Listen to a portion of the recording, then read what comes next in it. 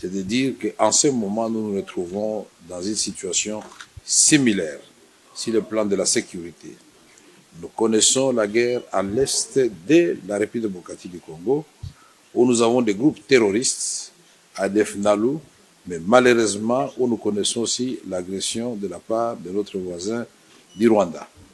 Notre détermination et la détermination du président de la République démocratique du Congo, Félix-Antoine Tshisekedi Tshilombo, a toujours été la paix, la construction de la paix pour l'ensemble de la région des Grands Lacs, pour qu'ensemble nous puissions œuvrer pour le développement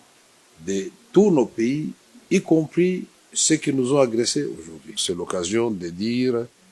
toute notre compassion à nos populations de l'Est et toutes nos condoléances aux familles éprouvées.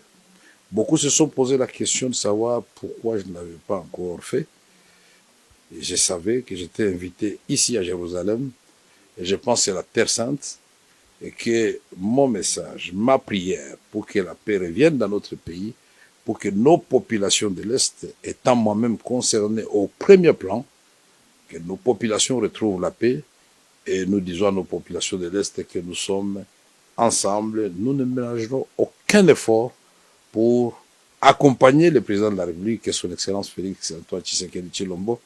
pour ramener rapidement la paix dans cette partie de la République démocratique. Nous voulons d'abord que les Rwandais comprennent que nous devons construire la paix ensemble et que tout ce qui touche à notre sécurité commune soit l'objet de discussions, de concertations et de mise en commun des efforts de tous les pays de la région. Réceptive à ce message, la partie israélienne a exprimé sa volonté de s'engager aux côtés de la République démocratique du Congo dans les efforts visant à préserver son intégrité territoriale et à restaurer une paix durable dans la région des Grands Lacs. Le professeur Vital Kamerhe a salué la création au sein du Parlement israélien d'un groupe d'amitié RDC-Israël, le deuxième sur les continents après l'Éthiopie, dirigé par l'honorable Tchega Melakou du Likoud. Cet instrument de diplomatie parlementaire marque une étape importante dans la consolidation de la coopération entre les deux assemblées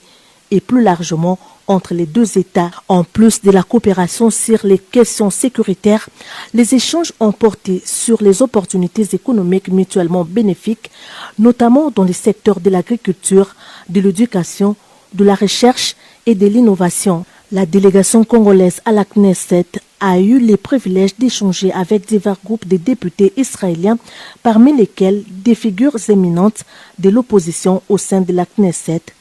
L'honorable Vital Kamerhe a salué la cohésion spontanée des élus du peuple d'Israël sur la question de la sécurité en dépit des appartenances politiques divergentes. La visite qui se poursuit jusqu'au 5 mars 2025 a aussi conduit la délégation congolaise au ministère des Affaires étrangères où, ensemble avec la vice-ministre israélienne des Affaires étrangères, Sharon Haskel, l'honorable Vital Kamerhe a souligné l'impératif d'augmenter les capacités dissuasives de l'armée congolaise à la fois pour prévenir les conflits et pour lui doter des moyens de répondre de façon autonome à toute éventualité qui menacerait sa sécurité et l'intégrité de son territoire.